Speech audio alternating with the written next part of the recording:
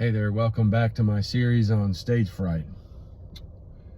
This is the second one. If you missed the first one, you can go back on my profile and see what this is all about, but I'll just jump right into it. One of my first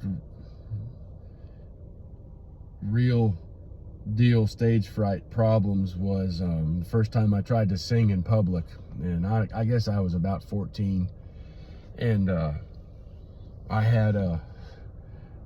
was playing violin and had a mandolin, and I was taking classical violin lessons, but I was also learning some old time fiddle tunes, Irish fiddle tunes, Irish folk songs, and I had one about down, I think an old Clancy Brothers song, I don't remember what it was called, on mandolin.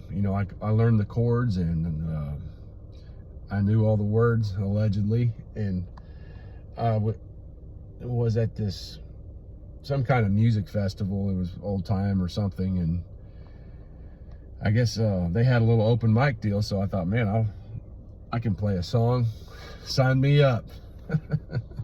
And I'll never forget, I got about a verse or two into the song, and I was so nervous and forgot all the words. I was shaking. I kind of just train wrecked and I didn't know how to get out of it, and then I just blacked out on the words. I mean, I just about near blacked out altogether. But there's a real kind fellow that was playing guitar there, and he tried to help me out with the words, give me some prompts, and I just had to put my tail between my legs and walk off the stage. And I'll never forget that feeling. And I mean, not that I want to forget it, that is part of what makes you who you are. But the funny thing is that, I started trying to write songs when I was probably 17, 18 years old, and I let that experience haunt me and never tried to get over it, never tried to fight through it for years. I mean, a couple times in college, with a little bit of liquid courage, I tried to play at a campfire, or I think I went with a friend of mine. We went to an open mic somewhere at a bar, and I tried to play a song, but somehow I let that define me for a long time, and I never like, I couldn't play a full song in public. And some of the reasons why I think that happened and got it so bad, like, this is not me making excuses, like, knowing what I know now, I should have just gone back. I should have found another one, which, I mean, I was a kid, so my parents had to take me somewhere, so it's not like, but anyway, it's not like I could have just done this right now, but like I can do right now. But at the time, I should have gone and practiced harder till I knew the song better, and then gone back and done it again until I wasn't scared of it. And the funny thing, well, I'll leave that for later, but what happened, I learned a lot about, I did a lot of studying in later years about like the physiology of why you feel so different under pressure. Because at one point, I guess you could say that my whole life after that has been like, a lot of things have been pointed towards getting over that and like facing that fear, but I didn't really know how to go about it. And at some point, I started listening to podcasts on biohacking and health and all this. This is several years ago, and I learned about the concept of fight or flight, which everyone's kind of heard of that, fight or flight, but there's a third option, and it's called freeze. And that's where I guess the adrenaline becomes so overpowering that you almost just, like, you literally almost freeze up. And don't quote me on the science or whatever, but I know that, like, in any type of situation where you're under pressure and then you perform well in a state of flow, then you get a shot of adrenaline, then you get, somehow, if you can breathe through your nose, that airflow through your nostrils will create like some compound like nitrous oxide, or I don't know exactly what it is, and then that interacts with your brain chemistry, and that makes acetylcholine, and there's all this crazy stuff they figured out how people get into a state of flow. And so once you learn to breathe through that hit, that nauseous adrenaline, like Tom Petty said in the song, you breathe through it, and you can like reach high levels of performance that you didn't even know you could get to. And I've experienced that now over the years. But I mean, that first time, I was kind of like the weak chin boxer. You know, you just get hit one time, just a little tap, and just down you go. Like it. And I think that also, another thing I learned is there's some kind of substance that if you stay tense in your TMJ and your jaw, and like this actually has to do with boxers' chins,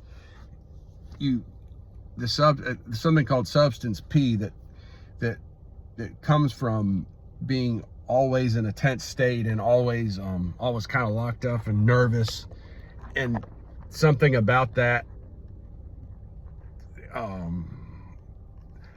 can't remember where I learned this. It was another podcast. It was talking about boxers and head injuries, and if you stay in this state long enough from an injury to your face or something, and like your muscles get tight, and it keeps you in like a sympathetic nervous state. So like you're always you're kind of like always low level and under stress, and stress hormones, and so you're always, you know, overloaded on cortisol. Now the kids are talking about that, but I guess I learned about this years before all that came out. But anyway, your body creates this substance that goes through across your blood-brain barrier, cerebral spinal fluid, and goes into your brain, and it just makes you weak. Like it's literally, I think that's where people that are, you know, boxers that have a weak jaw, like they've had maybe have had so many injuries, or just one good one, and that like it almost creates a condition where they're easier to be knocked out. And I actually had that when I was, I don't know how old I was, 9 or 10. I jumped off a lifeguard chair at a beach somewhere, and bounced my chin off of my knee, and I went like that, and I still got a chip on my tooth from that all those years ago. My parents took me to the dentist and got it ground smooth, but I guess it wasn't big enough for them to worry about it. I could get a cap on it, but who cares? That's long in the past.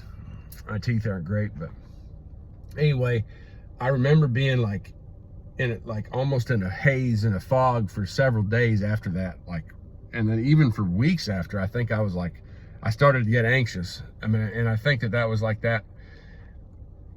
It all kind of clicked to me, made sense years later when I started hearing about those, like the weak chin boxers and the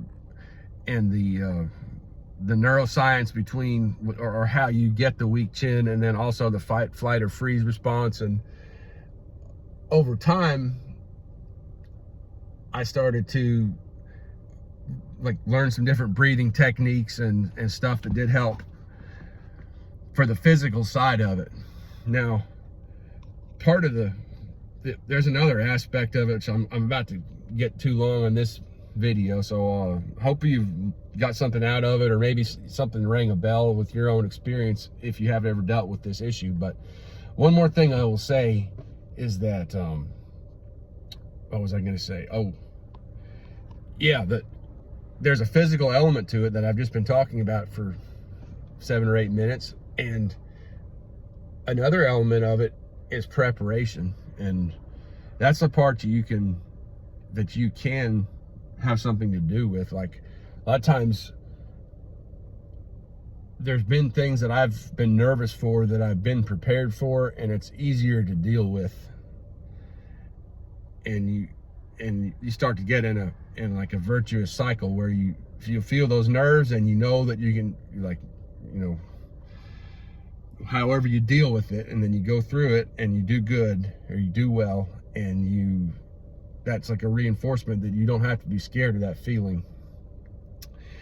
So yeah, if you prepare, like when that first time I got stepped on stage with my mandolin and gonna sing a Irish folk song when I was 14, I thought I was prepared, but I didn't know it that well. Like if that was second nature, then it would have been maybe a whole different outcome. And honestly, I'm not sad that happened, because I've had to learn so much, and the course of my life is different than if I had been just a natural and it was easy. Like some kids, like I see some 17, 18-year-old kids, and they can just sit up on stage and sing like it's like they're born for it. And more power to them. I wouldn't wish this on anyone, but it's made me think a lot about it, and actually work probably a little bit harder to get to where I am, such as it is. So that's going to be all for the second episode in this series, or this episode, my second short video on this series on stage fright. So I hope you got something out of it. If you did, then leave me a comment, like, subscribe. If you didn't, well, tell me what I need to work to talk about, or give me suggestions. And also, if you know somebody that could possibly gain something from this, and I got a lot more to talk about. Like I actually some pretty concrete ideas about, well, I'll leave it at that, and I will see you in the next one. Thanks for watching.